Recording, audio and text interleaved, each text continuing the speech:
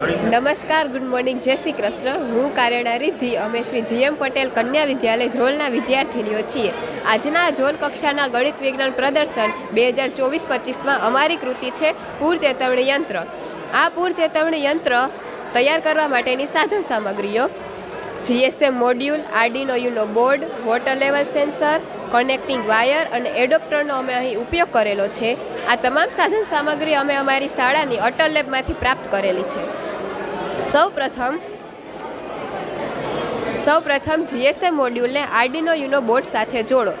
આ ઉપરાંત GSM મોડ્યુલમાં સિમ કાર્ડ લગાવો। વોટર લેવલ સેન્સરને આર્ડિનો યુનો સાથે જોડો। વોટર લેવલ સેન્સરમાં બે વાયરો આવેલા છે, એક સિગ્નલ વાયર અને બીજું છે પોઝિટિવ વાયર। સિગ્નલ વાયરને A3 પિન સાથે જોડો અને પોઝિટિવ વાયરને 5 વોલ્ટ સાથે જોડો। આ ઉપરાંત આર્ડિનો યુનોને કનેક્ટિંગ વાયર દ્વારા એડોપ્ટર સાથે જોડો અને પાવર આપો। આર્ડિનો યુનોને લેપટોપ દ્વારા કનેક્ટ કરી અને પ્રોગ્રામ રન કરો। જ્યારે પાણીનું સ્તર વધી જાય છે ત્યારે નીચાણવાળા વિસ્તારમાં રહેતા લોકોને સાયરન વગાડી અને સૂચના આપવામાં આવે છે। આ ઉપરાંત દૂરના સ્થળે રહેતા લોકોને ફોન કોલ દ્વારા સૂચના આપવામાં આવે છે।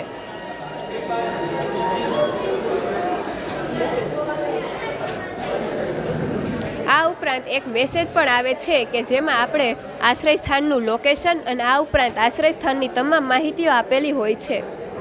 અહીં અમે અમારી શાળાનું આશ્રય સ્થાન તરીકે લોકેશન નાખેલું હતું। તેથી આશ્રય સ્થાન તરીકે અમારી સ્કૂલનું લોકેશન આવેલું છે। આ ઉપરાંત અમે અમારી શાળાની વિદ્યાર્થીનીઓ દ્વારા ક્રિયાત્મક સંશોધનની રચના કરેલી છે। તારીખ 25થી 28 ઓગસ્ટ દરમિયાન જામનગર જિલ્લામાં રંગમતી નદીના કિનારે ઘોડાપુર આવેલું હતું। આ તમામ માહિતી અમે ન્યૂઝપેપર દ્વારા કનેક્ટ કરેલી છે।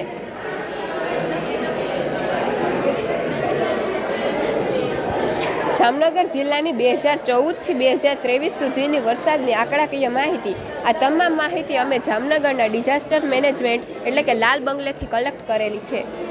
આ ઉપરાંત 25 ઓગસ્ટથી 28 ઓગસ્ટ હમણાં જ હાલમાં જ આવેલા વરસાદની તમામ માહિતી અમે અહીં કલેક્ટ કરેલી છે।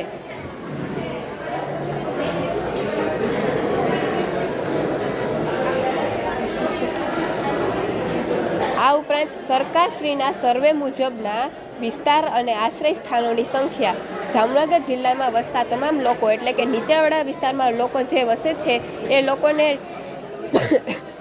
આશ્રય સ્થાનોની વ્યવસ્થા કરેલી હતી। જે આશ્રય સ્થાન છે તેની તમામ લોકોની સંખ્યા